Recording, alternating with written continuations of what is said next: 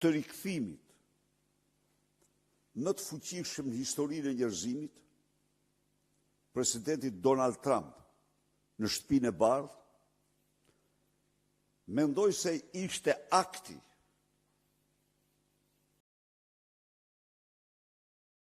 më i mirë dhe më i rëndësishëm që bëri Partia Demokratike. Pse? Sali Berisha ka një eksperiencë të gjatë elektorale, shumë të pasur. Por, përsëri, në qoftë se ai do ecte në këtë fushatë elektorale pa një ekspertizë, ai do gabonte.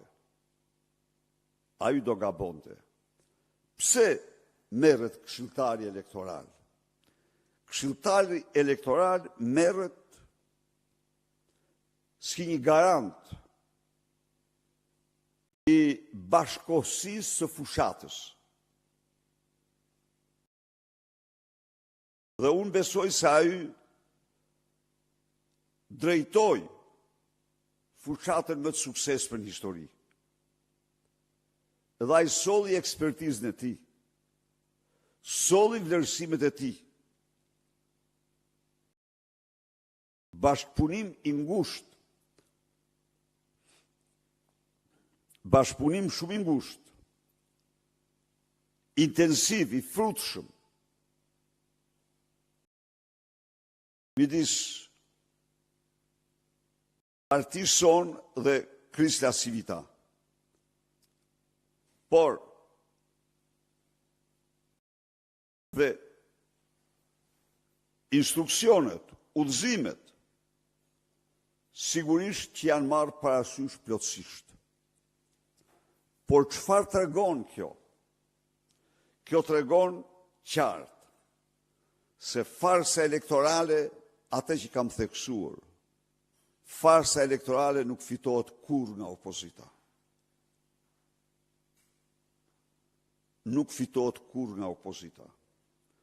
Dhe më shumë se kur u faktua në këto zgjedhje. Në këtë farsë elektorale, ne patëm ekspertizën më të mirë. Dhe bëm fushatën, ja u themun ju, më të mirë të jetësime. Paraqitëm programin më transformues, por asnjë nga këto nuk mjaftonte për të bërë fituese opozitën në një farsë elektorale. Tani, ju shtroni problemin e transparencës. Absolutisht do të jetë transparente në afatin që përcakton ligji. Ka një ligj zgjedhor, i cili detyron forcat politike që të gjitha shpenzimet për fushatën e tjera do t'i bëjnë në këtë muaj apo këtë datë, do të pa kodin, dhe ai do zbatohet. A ja vlente shumë. Shumë. Sepse kjo është një betejë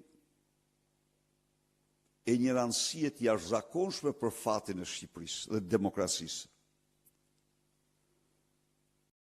Dhe kjo faktoi pra se farsa është dënim me vdekje i votës së lirë para se të hyjnë kuti. Kaq. Kjo është.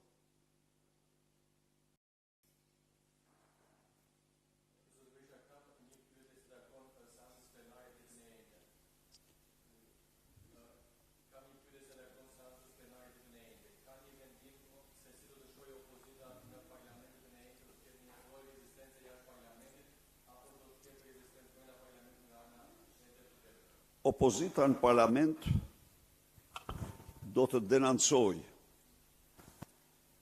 me të gjithë forcën e saj farsën elektorale të vitit të maj të vitit 2005.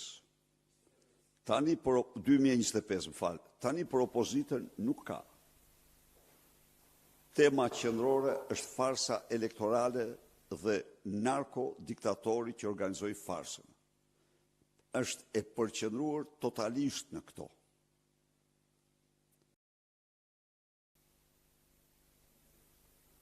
Faleminderit.